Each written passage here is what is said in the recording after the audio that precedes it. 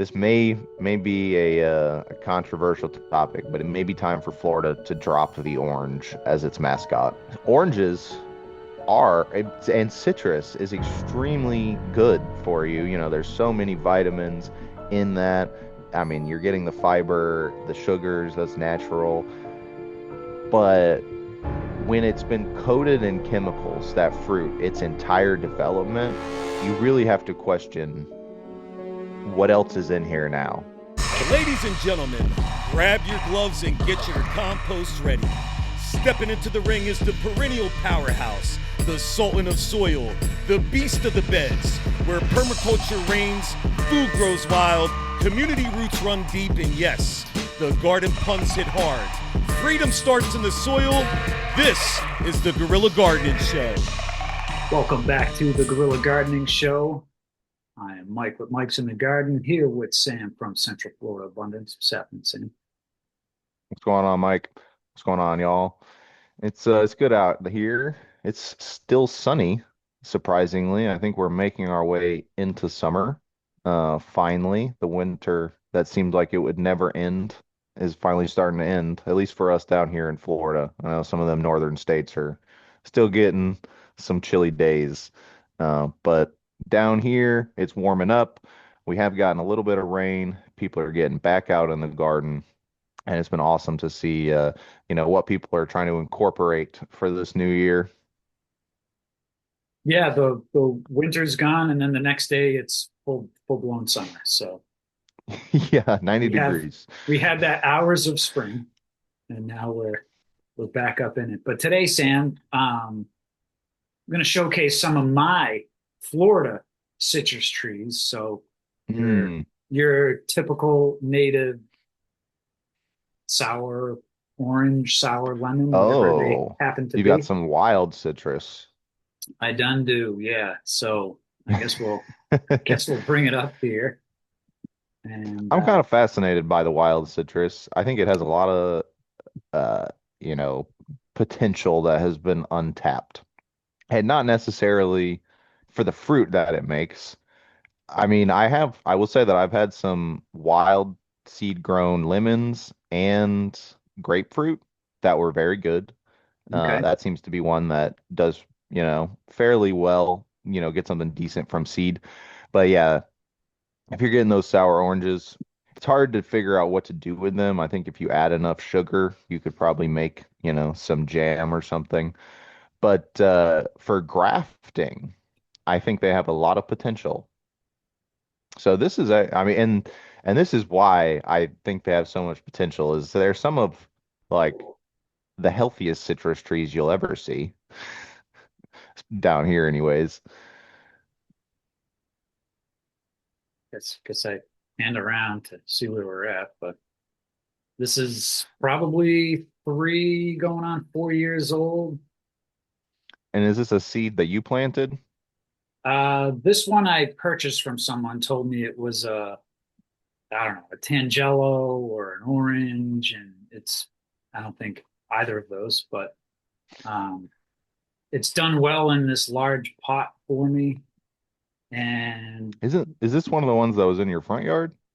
I picked this sucker up and brought it out in the back because I think that Jamaican cherry tree is 100% dead. So I figured let's let's put this citrus in the back here and at least Oh, you're gonna plant it? get one in the ground. Yeah. So you can see all Okay. these wicked thorns on here, but a ton of new growth. And you were telling me, Sam, that I don't know if that was part of a graft or Well, it um, shouldn't be grafted. I okay. mean, if it's a seedling, then it's just straight rootstock to trunk.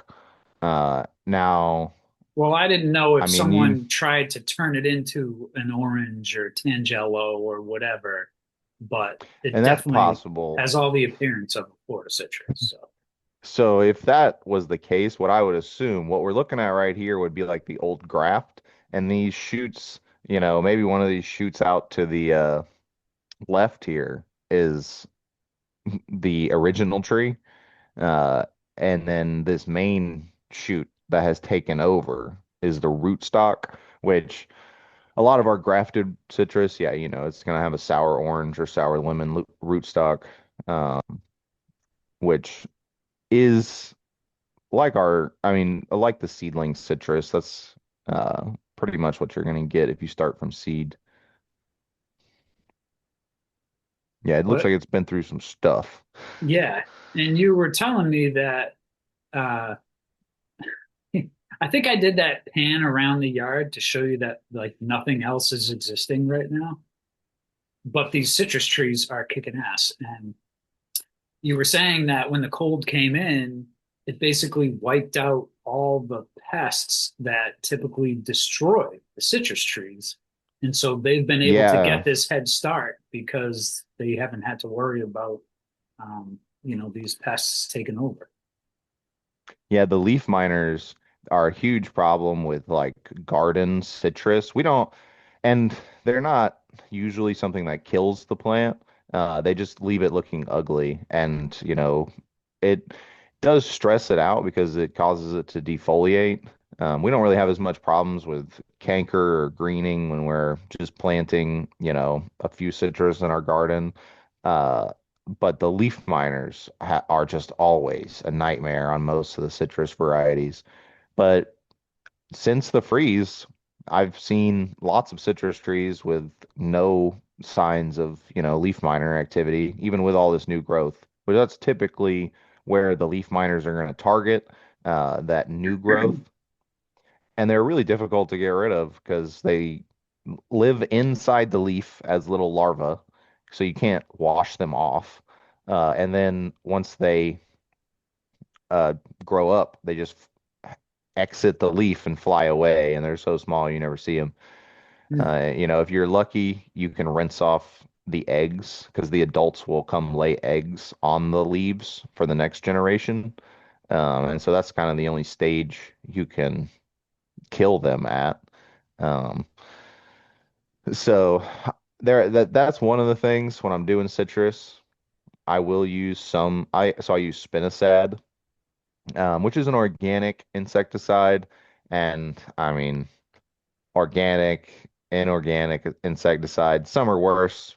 None of them are great.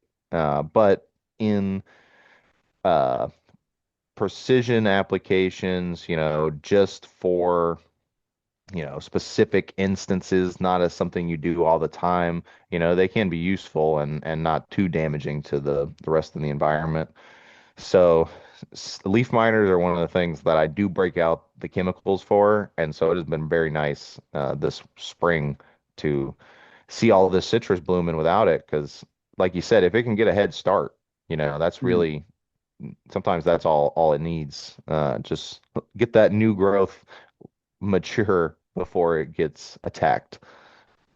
Yeah, Now, and is this one like a rootstock as well, or is that that um? was the second of two that I purchased as Mm. orange citrus trees. These I've all grown from seed over here, and I would say they're Okay. mostly pomelo seeds. They could be lemon seeds as well. And you can see this one's got a whole bunch that's ready to get some growth on there. But um, this big one here, I tried moving these the other day, and it's it's got its roots in the ground, so it's got its tap root in there. I did yank it out, so um, Oh, they've been there for a minute, huh? been there for a minute. Yeah, this was one of the few places I think got enough shade because, and I'm going to show you here in a minute. The first citrus tree I really had is this kind of very small Meyer lemon, which I Mm, as most which people start with, yeah. yeah, which had like two lemons on it 2 or 3 years ago when I got it from some lady who was moving, and it has never produced since then. I've pruned it this year, gave it a healthy uh, consumption of vermicast extract, and so it has all brand new growth, which Hmm. really the last couple of years it was just the leaves that had been on there. So I'm excited to see what potentially comes of this year. but Yeah, and I feel like the bright Meyer green. lemons, their genes are just so weak. You got to treat it like a tomato plant, just Mhm. like do everything you possibly can for it. I think most people grow them in pots. And so that's, when you have a potted plant, you're doing everything for it. And Sure. so, you know, if you're good at taking care of potted plants and keep up with it, then the tree does well. But in the ground, I mean, I've seen some old ones, but I rarely ever see newly planted ones, in the last 5 or 6 years really take off. And, you know, I've never seen anybody really baby it. That would be interesting to see, if you really nursed it in those first couple of years, worm castings, EM solutions, like once a month kind of thing, Hmm. just, keeping that revitalized. Um, maybe where is this one planted? It's in the ground. Is it at, like in a shady spot or is it in full sun? It's probably sun for the first part of the morning, and then once afternoon hits, it's in the shade. This is the walkway into the house. Um, so it is out front, but I Oh, guess I'm okay. doing So the it's shaded complete by the opposite. house. Yeah, I have my Meyer lemon in the ground and my Florida citrus trees in giant pots. So I'm doing the exact opposite. Uh, but Of what's I, easy. Yeah, you yeah, always like to take the hard way. yeah, yeah, I'm out there doing the work for the people. So, um, but no, I will. I've got to work on my worm farm again this weekend. So I may even put some worms in the ground here and put a bunch of the vermicast in there and keep feeding it. Yeah. So Yeah, I would say just do everything you can for it. Don't treat it like a set it and forget it fruit tree. This is uh, a highly cultivated, you know, designer plant, basically. Um, but I'm interested to know what you're going to plant the one sour orange, hmm. right in that spot. Yep. And so what are your plans for that? Like, what are your thoughts on what you're going to do with it? If I ever get successful at grafting, I would like to try grafting other types of citrus onto it. But It's really, definitely a good one to practice on. yeah, really, it was just doing so well. I had those two in the front that I really don't want to plant because of the septic. So I just figured, Hmm. hey, this Jamaican cherry tree looks worse than it did before we pruned it. So um, thinking in the exact same spot that Jamaican cherry was, sticking it right there, and just kind of seeing what happens with it. So I mean, it'll probably take off. They can get large, but you keep pruning it. They grow crazy. They have a crazy growth habit, but that's what they grow so quickly and have so many branches. That's what mm, makes them great grafting practice. Because right. realistically, every time you prune it, that's an opportunity to graft something on. Hmm. And, you do 4 or 5 grafts once or twice a month, or once or every 2 months. Uh, you're gonna have some successes. Yeah. Okay. And I mean, the best thing to do, is to get like young wood. If you know people who are getting like young nursery trees, maybe if I buy some citrus, I'll cut some scions for you because I always prune the trees when I get them, and Sure. that's just fresh scion wood. Um, but yeah, Now, you can Sam, gather up a these lot of that for free. these Florida citrus trees, I know citrus in general, they require a lot of different types of maintenance as well as nutrients than a lot of our regular fruit trees that are kind of growing here. So can you talk a little bit about I know you said baby this Meyer lemon, but like a Florida citrus, I haven't done much to really baby them, but nutrient wise, I guess, what should people be looking for if they're trying to take care of one? Well, I mean, realistically, the wild citrus you don't really need to do anything for.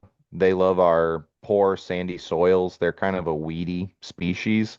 Um, and you know, that's fine, but most people aren't going to find themselves planting the wild citrus, like the sour oranges is really what we're talking about. Because there are other, you know, the grapefruit trees when they grow, wild from seed, they have a much more long-term habit. It looks more like a tree, and less like really the sour oranges grow like brambles Mm. almost. Their branches, go out long and curve. Um, but for citrus in general, and this is really the big question that a lot of people have is, what do I do for my, nursery bought citrus, my Persian limes, my Meyer lemons, the Valencia oranges, all these things people think and are almost ubiquitous with Florida. The citrus industry is actually a very difficult species of plants to grow here. And that's partly in due to the citrus industry, but it's been made more difficult by, I think, just common misinformation. And the citrus industry does prefer to grow their plants in full sun, and when you go out there, look at a citrus grove, the soils are very sandy and bare, and people assume that that's how they should be growing their citrus. And that's about as far removed from what the citrus wants as you can get. Citrus is an understory tree. It prefers to grow underneath a tall canopy, and it likes rich forest soils. The reason our groves are the way they are is because, I mean, one, it's easier to manage, without other plants obstructing machinery. But then also, bare soil is to them better than managing, volunteer pioneer weed species growth. And so the soil's bare because they're spraying it and tilling it, which is extremely damaging, but it leads to more fruit production because those trees are so stressed that they're going to make more offspring. But what it also leads to is short-term lifespans of the trees. And so you'll see citrus groves are replanting their trees I mean, usually 10 years is like the max on a farmed citrus tree. And some of the farms will recycle them every 5 years, which is absurd with a plant that can live hundreds of years. I mean, it may not have the same production for, you know, Is that over the an purpose or 80-year the reason term or why? Because they don't get the production, so they try to no, it's settle because for the trees need. die because Okay. of how we treat them. The trees just, teeter out. And I mean, also a big issue with citrus is that there's no genetic diversity. If we were growing a field of Valencia oranges, and they'll usually have two or three types of citrus, like a Valencia orange, maybe like the juicing pineapple oranges. Uh, sometimes they'll do blood oranges, but that means that there's only three individuals genetically in that field because each Valencia orange is the same genetic individual as every other Valencia orange. They're just clones of each other. So if a disease infects one Valencia orange, it's extremely easy for it then just to jump to the next one and infect that because there's no diversity in the genes, there's no, difference in the resistance. And so whole fields will be wiped out. And on top of that, because of how we treat the soil, we've like created this like, you know, uh, basically the perfect cocktail for breeding pathogenic microbes. It's a very barren, uh, desolate environment. And so only the toughest, most aggressive species are going to survive in that. And, you know, those just happen to be species that can survive off the thing we've planted thousands of in one little tiny space. Yeah. Uh, so when you're planting citrus in your yard, the best thing you can do is to go as far in the opposite direction from the citrus groves as possible. A lot of or several universities in Florida have done studies on the greening and the canker diseases that citrus can get from different microbes and wild citrus, whether that be the sour oranges. It's mostly it's wild citrus because those are the ones growing without anybody paying them any mind. They're growing on their own where they wanted to, and that's predominantly in the understory of like these live oak hammocks that we have out here. We have lots of, large, tall oak trees that create a canopy that allows filtered light to get through. And the citrus just loves it in those environments.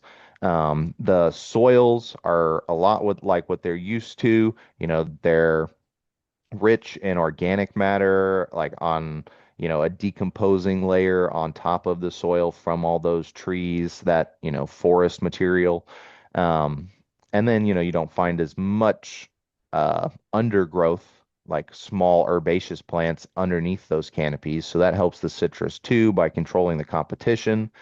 Um, and so when they look at these wild growing citrus trees, they sometimes are infected with potentially greening or canker, and yet they're still very healthy looking and still producing viable fruit. Whereas greening is a disease that stops the ripening process of fruit. It'll still develop on the trees, but then it, just doesn't ripen. But that only happens in the citrus fields predominantly because those trees are already so stressed. And so it's not just the disease that's hindering them, it's the disease on top of all the other stressors. So in your yard, if you can, if you have it's hard to create a forested environment overnight, but you can start working on that, and then plant citrus into it, or maybe you already have something like that on your property. That's the area to do it, which really is great because a lot of people have areas like that and they struggle with what to plant there in the shade. A lot of our fruit trees don't do prefer full sun. And so, if you have big shady spots, it can be hard to do things like mangoes and avocados. Um, you know, and so, you know, switching back to the citrus that actually prefers that for those locations. And then if you can plant it in the right place, you don't have to baby it as much. Um, but you do have to have, you know, kind of a mature forest environment. Citrus is not a pioneer species, not our citrus cultivars, at least. And even the sour oranges, they do prefer to grow in the understory. They're just so aggressive that, they can still grow in other places. Um, Yeah, this one's not gonna, if I plant it in that spot, it'll pretty much be in full sun most of the day. So, which yeah, where it is now, it gets, or where it was before on top of the septic.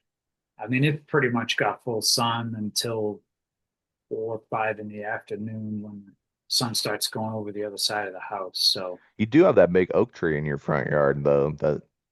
And I mean, it's not a continuous canopy because there's only one oak tree, but yeah, it'll even get then, a dappled little bit. sun for a couple hours here and there, but Mm. I'm gonna let it sit out there for a week or two just to get used to its new spot, see how it does and reacts.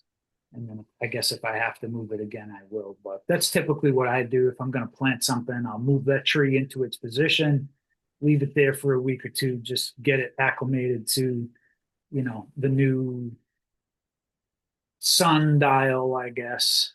Um, Sam, I wanted to share this here. It's funny you were just talking about that. This is Grow In Homes. Shout Oh, outs to okay. shout outs to Grow In Homes. Did you see this video they did on? You'll have to tell me if you can hear this here.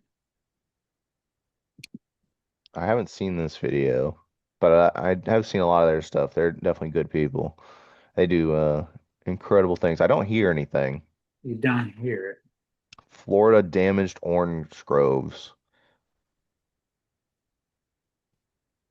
The citrus psyllid, which is so funny because that comes from, where they're native, and where citrus is native, they don't have this issue.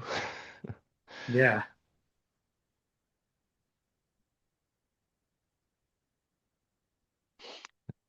So what are they? Since 2005, Florida orange juice production has dropped by over 80%. Ooh. Scientists are now using AI and gene editing to try to save citrus. I've seen the gene editing. It has not been, you know, they have some success, but Yeah, I guess costs they're a trying lot to of money. hybridize some of these to, um, I guess, continue with. It's not really going to be the original at that point, but um, GMO citrus fruit, you're going to be able to grow Florida citrus naturally ever again. I mean, isn't most of the oranges grown in California anyway? Like, I don't think most oranges, Yeah, at least, we grow a lot of lemons and grapefruit and limes down here. We grow some oranges just to keep up with our license plate, yeah. pictures. We got to keep up the imagery. I mean, it may be time. This may be a controversial topic, but it may be time for Florida to drop the orange as its mascot. Yeah, you know, Drop your there, thoughts in the comments. What should be there's our new state stories mascot? of the Fountain of Youth being here in Florida, and there was Yeah. I'd have to find it, but there was a guy in his 90s. Every day he picked oranges. That was his job. He ate Hmm. oranges every day. He referred to them as the golden apple, and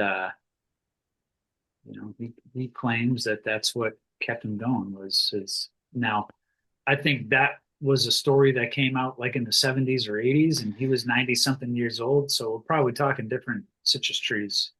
But Yeah, and probably different care too. Like the amount of poison that comes in on our citrus these days. I I was just this morning driving to a nature preserve to go on a hike, and all around the preserve was citrus groves, which was kind of bothering just at first. And I'm like, oh God. But then I'm driving down this road, and there's a tractor coming down the rows, and I could see before I saw the tractor that it's kind of misty everywhere. And I kind of thought it was kind of early, but the sun was up, and I'm like, maybe it's foggy. Nah, this tractor came around the corner and it's spraying everywhere. And as I drive down the road, it makes the turn and sprays my entire truck with whatever was uh, coming out of this dude, tank. And I'm like, oh God, I just got cancer. But well, your truck that got that's cancer. I mean, I don't. yeah, Yeah, it's a Ford. Don't worry. Cheeseburgers and donuts, just it'll keep it safe. But that's the big issue. Oranges and citrus is extremely good for you. There's so many vitamins in that. I mean, you're getting the fiber, the sugars, that's natural. But when it's been coated in chemicals, that fruit, its entire development, you really have to question what else is in here now. sure. Like soft or like at least thick skins fruit like citrus, it might have a harder time permeating, but I mean, I refuse to eat apples from the store because they just don't seem like Got a real layer of wax on things. them. Yeah, Yeah, they'll scrape it sit on off the with your shelf for finger. like 3 months and look exactly the same. I'm like, Well, that's when like you watch McDonald's. videos of cleaning apples and they need a toothbrush to clean them, That's ridiculous. You should probably be cleaning your citrus with a toothbrush. Of course, I guess Well, you I shouldn't eat the do. peel anyway. Well, hey now, not all the time, but I mean, that's the easiest way to peel it. You just bite into it, and. Yeah, But then you get a mouthful of whatnot. yeah, Kumquats. You must have never had a kumquat because I the have whole not. thing, I'll Hmm, bring you some next time. okay, Uh, you got to eat the peel on those or else they don't taste as good. okay. Well, we've been looking into a lot of different fruits, and um, this one guy has done a ton of research. He's like, you shouldn't really eat the peel of any fruit because that's like its barrier and protective layer, and that's gonna any whatever they're spraying in the sky and spraying on citrus and everything else. Yeah, That's like, you know, he's not wrong yeah, yeah. these days. And isn't it a shame? Like that's the society we've built for ourselves. This is our Anytime we world, get y'all. any fruit, Sam, don't be offended. If we get a basket from Igo Farms, we're maybe not Igo Farms, but anywhere really, we come home and put it in a big giant bowl of baking soda and water for 20 to 30 minutes to hope that it will remove what Chemicals. might be on there. Yeah. Yeah. With even if you're bringing in fruit from your own garden, like if you're going to eat like leaves, greenery, fruit that you're going to eat the peel, wash it because, and you don't have to go crazy, but just rinse it because animals and insects are also crawling on that and peeing and pooping on it, and that can transfer a lot of diseases. People have gotten salmonella from lizards, having peed on their greens and then eating them without washing. So always wash your produce, but we should not have to be scrubbing our produce with toothbrushes to make it safe for us to consume. It's And that's ridiculous. why we grow food ourselves. That's right. Whatever doesn't kill you makes you stronger. Sam, tell everyone where they can find you and your services. Yeah, and if you want to get out in the garden and make yourself stronger without killing yourself, you can reach out to me at Central Florida Abundance on Instagram, Facebook, and right here on YouTube. And if you want to get some produce from our local farm, you can check out igofarm.com. We will be updating the website soon.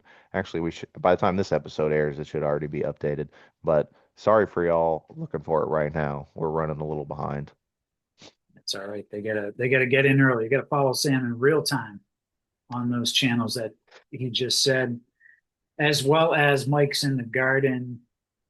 And you can check me out. I haven't been super active lately. I'm trying to take care of some business, but we've got these episodes coming out. Hopefully they're educational and people are learning. And we've had a lot of people commenting saying that they've been learning. So that's great. And you can get yourself a shirt. There's lots of things we need to make legal again. Marijuana should be one of those. So there's also lots of gardening shirts, silly punny shirts as well. So you can head over there, support the channel. And that's it for Florida Citrus, Sam. We'll catch you on the See next one. y'all. See y'all next time.